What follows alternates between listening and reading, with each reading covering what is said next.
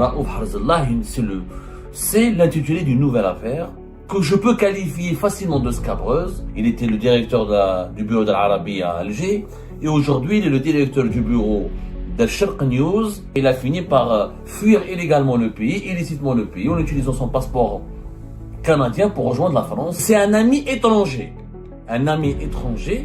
qui l'a contacté pour lui dire: fais attention, tu as un problème en Algérie. Et cet ami étranger connaît des gens au sein de la présidence de la République, au sein du palais présidentiel d'Al-Mouradia. D'abord, cet étranger qui a informé M. Raouf Harzallah qu'il a un problème en Algérie avec les autorités de son propre pays, c'est un ressortissant canadien. Ce Canadien, c'est lui qui appelle Raouf Harzallah et lui dit: écoute, je me suis informé, des personnes au sein de la présidence de la République m'ont informé qu'on t'a émis à ton encontre une interdiction de sortie du territoire national. Fais attention quand tu vas rentrer en Algérie. Cela signifie tout simplement qu'au sein de la présidence algérienne, il y a un nid d'espions. Ça veut dire que la présidence algérienne n'est pas une institution souveraine. Il y a des agents au sein de la présidence qui communiquent. Il y a des personnes, il y a des individus, il y a des fonctionnaires qui communiquent des informations sensibles sur des citoyens algériens à des étrangers. Raouf Harzallah, c'est l'intitulé d'une nouvelle affaire que je peux qualifier facilement de scabreuse parce que nous cessons de découvrir de nouveaux éléments dans l'affaire de ce journaliste emblématique, connu, puisqu'il a été l'une des têtes d'affiche de l'ONTV durant les années 90 et qui a été ensuite le représentant et le directeur du bureau de correspondant de plusieurs chaînes d'information arabes très connues dans le paysage médiatique arabophone et arabe international. Il était le directeur du bureau de l'Arabie à Alger et aujourd'hui il est le directeur du bureau de Sharq News, une chaîne d'information saoudienne qui monte en puissance à la fois à Paris et à Alger. Et il est accrédité en tant que chef de bureau de la chaîne Sharq News en Algérie comme en France. En Algérie, en France, il n'a jamais eu de problème. Il se trouve que ce que nous avons raconté hier a beaucoup ému nos compatriotes, a beaucoup fait réagir. Donc Raouf Harzallah a raconté dans un message qui a été diffusé la veille, le 16 mai 2025, comment il s'est retrouvé en Algérie au cœur d'une véritable mésaventure rocambolesque où il fait l'objet d'une interdiction de sortie du territoire national et il a passé plus d'1 mois, il a séjourné plus d'1 mois sur le territoire national en Algérie, dans son pays natal, pour essayer de comprendre qu'est-ce qu'il a fait, qu'est-ce qu'on lui reproche et qui a émis à son encontre une interdiction de sortie du territoire national. Ensuite, il a fini par être dégoûté. Ni la justice, ni les services secrets, ni les services de sécurité, ni les gendarmes, ni la police, ni la présidence de la République n'ont voulu lui délivrer une réponse, n'ont voulu lui dire la vérité et il a fini par fuir illégalement le pays, illicitement le pays, en utilisant son passeport canadien pour rejoindre la France et pour retrouver son lieu de travail puisqu'il assure la direction du bureau de Sharq News en Algérie, en France, à Paris plus exactement. L'affaire Harzallah, elle est extrêmement compliquée, mais à la fois extrêmement extraordinaire et je veux dire extrêmement grave. Je vais vous faire écouter un petit passage, parce que nous avons décidé de mener une enquête, comme vous avez été très nombreuses et nombreux à nous poser des questions sur cette affaire-là, pour comprendre ses tenants et ses aboutissants. On a fait notre travail d'investigation, on a fait une enquête. Mais avant de vous révéler ce qu'on a découvert, regardez d'abord ce petit passage qui suffit à lui seul de jeter le trouble et de soulever des interrogations et des questions réelles sur la souveraineté de l'État algérien et sur l'honnêteté ou sur les connexions très sulfureuses ou extrêmement douteuses entretenues par les hautes sphères du régime actuel avec des personnalités étrangères. Écoutez bien d'abord. اسمعوا مليح يا جماعة ودوك تفهموا.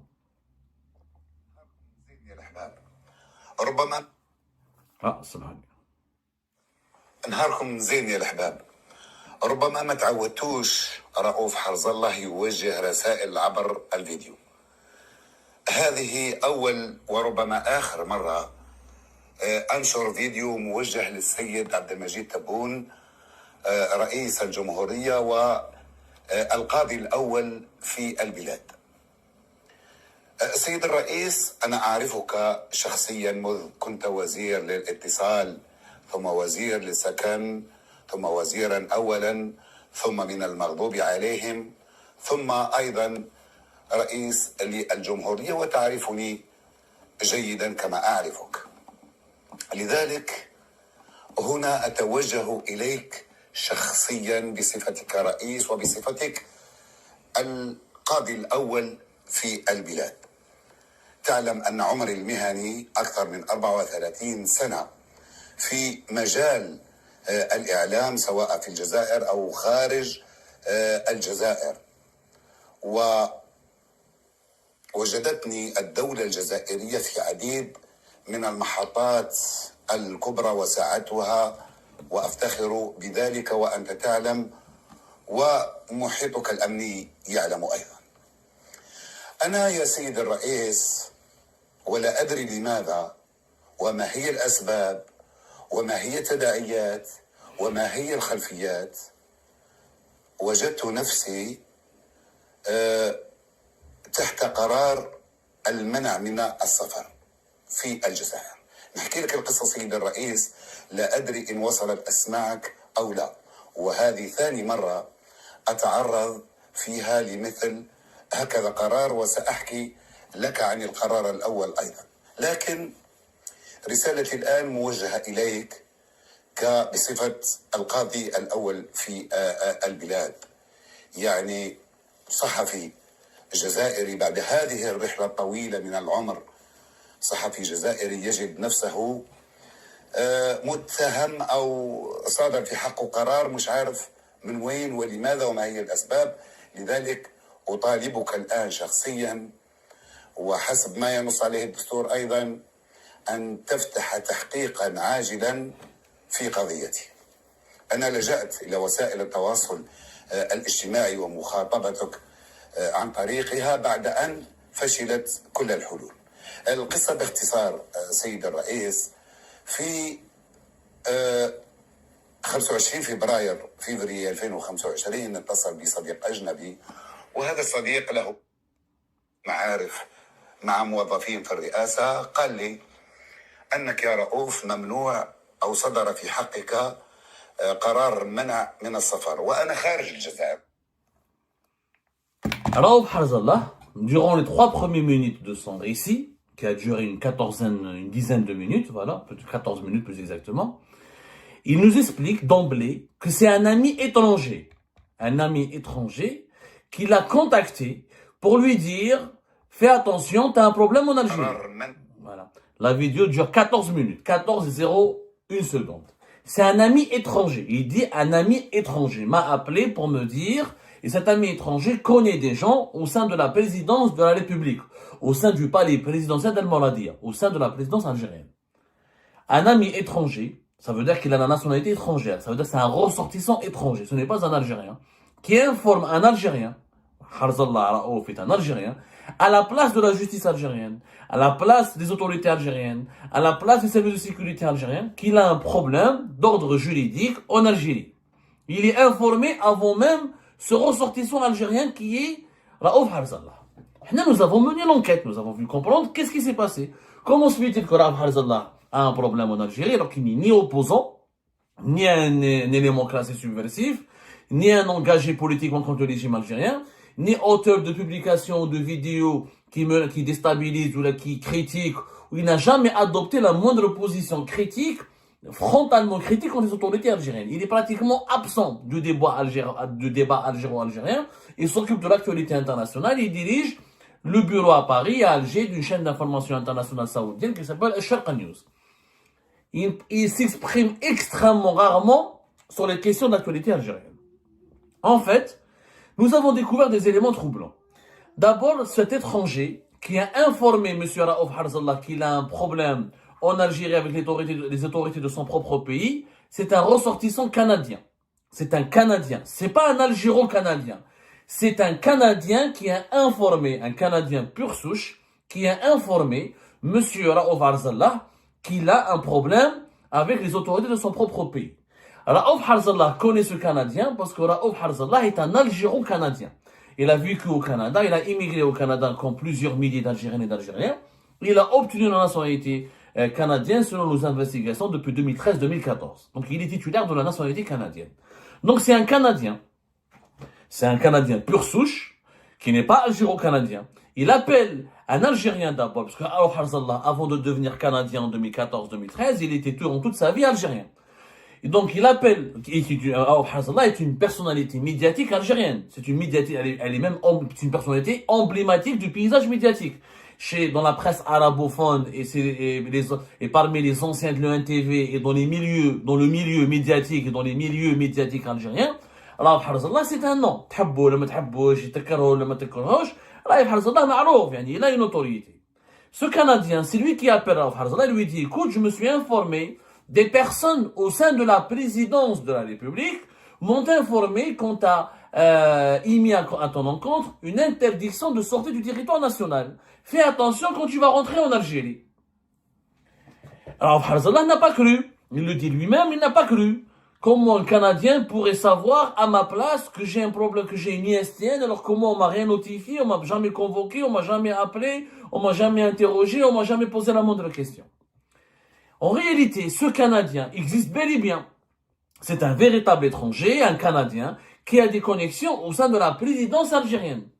Et il a vraiment eu l'information pratiquement le jour même ou juste l'après, dans les 24 heures qui suivent, lorsque une ISTN a été adoptée ou a été émise contre Raouf Harzallah. Maintenant, comment cet étranger a été informé? Il a été informé par quelqu'un au sein de la présidence algérienne. Donc, au sein de la présidence algérienne, il y a des conseillers, il y a des fonctionnaires qui donnent des informations sur des situations, sur des dossiers juridiques et sécuritaires, parce qu'une ISTN, c'est une mesure sécuritaire et juridique qui est censée être confidentielle, qui est censée être secrète, elle relève du secret d'instruction, et normalement, elle ne concerne que l'Algérien qui fait l'objet de cette ISTN, et que l'appareil judiciaire ou l'appareil sécuritaire qui a décidé de placer cet Algérien sous ISTN. Donc, un conseiller à la présidence, ou un fonctionnaire à la présidence, parce qu'à la présidence, il y a des conseillers, il y a des fonctionnaires, il y a des personnes qui n'en sont pas conseillers. C'est des agents de la présidence, et ça peut être des fonctionnaires, des services de sécurité, dans l'appareil administratif de la présidence, dans l'appareil sécuritaire, dans l'appareil bureaucratique et protocolaire. En tout cas, la présidence, c'est beaucoup de monde en Algérie. C'est pas que les conseillers.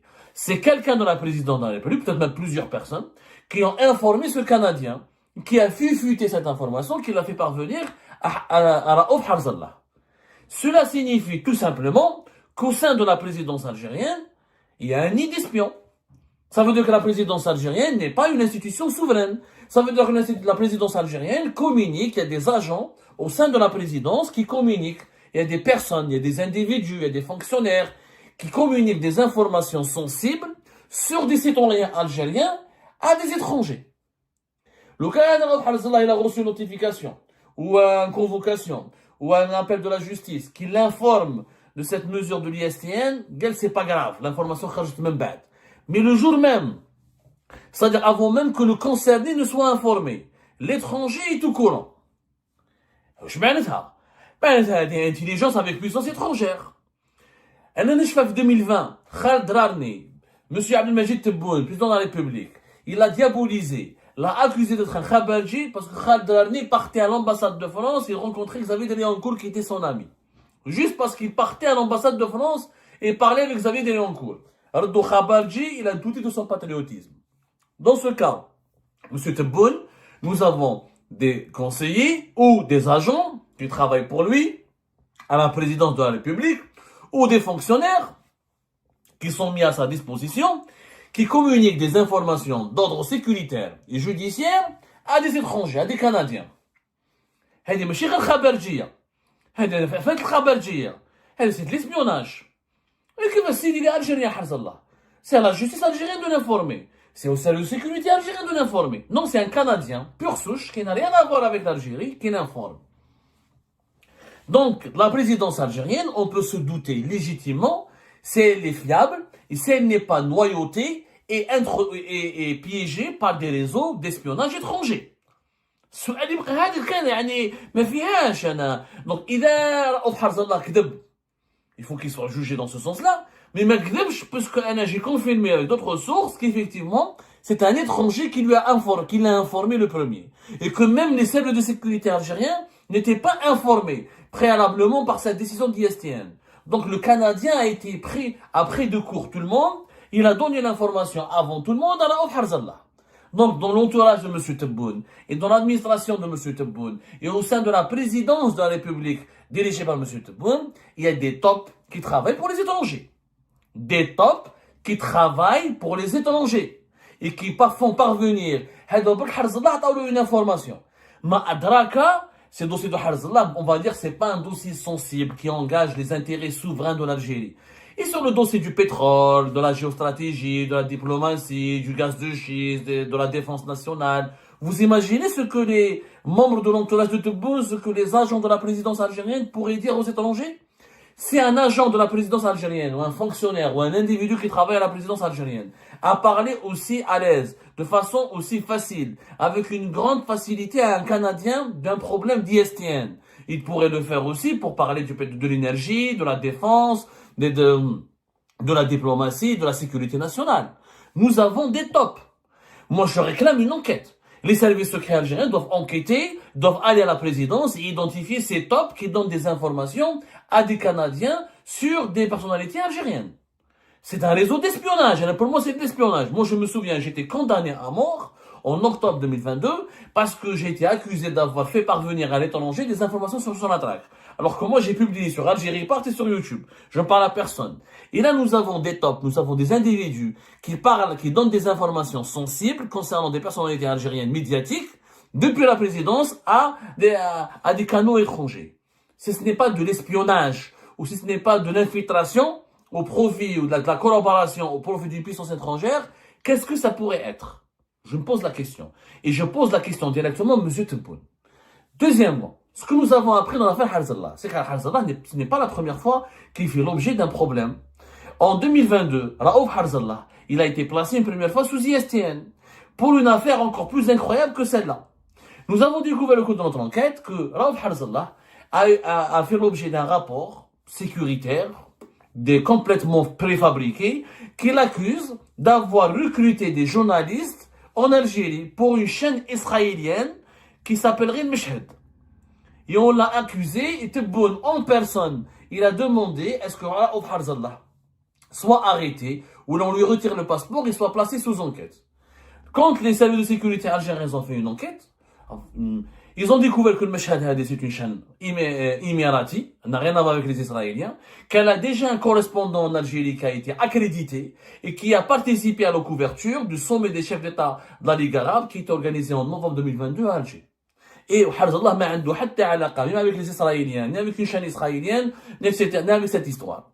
Tout simplement, il y avait un journaliste qui avait peur que Harzallah le concurrence et lui fasse de l'ombre, et qui avait peur que le Meshhed, la chaîne émirati, travaille avec lui, pas avec lui, travaille avec Harzallah et pas avec lui. Il a fait fuiter une information, une rumeur totalement malsaine et infondée, accusant Harzallah de travailler pour les Israéliens.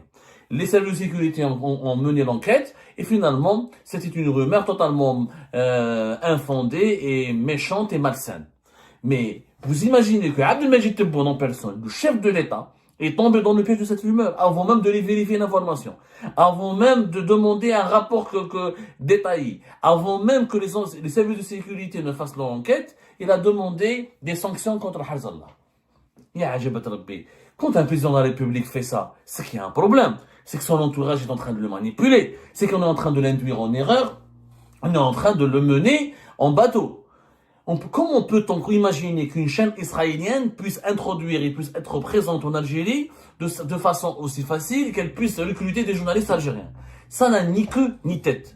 En réalité, l'affaire Harzallah, elle démontre qu'au sein de la présidence algérienne, il y a 3 ou 4 conseillers ou des individus, je ne sais pas quel rang ils occupent, on est en train d'enquêter, qui manipulent, qui propagent des rumeurs malsaines, qui font des faux rapports, qui utilisent des fake news, juste pour salir la réputation de d'autres individus avec lesquels ils ont des conflits personnels. Nous sommes dans la personnalisation du pouvoir. Nous sommes dans l'instrumentalisation pour des intérêts personnels du pouvoir algérien à son plus haut sommet.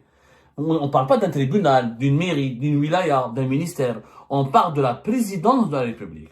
Et Abdelmajid Tebboune il est dans un nid de crabes. Il est entouré par des crabes et des scorpions et des feux et des serpents qui le manipulent, qui lui donnent des fausses informations et qui le poussent à s'attaquer à des personnes totalement innocentes sur la base d'informations complètement infondées et fallacieuses.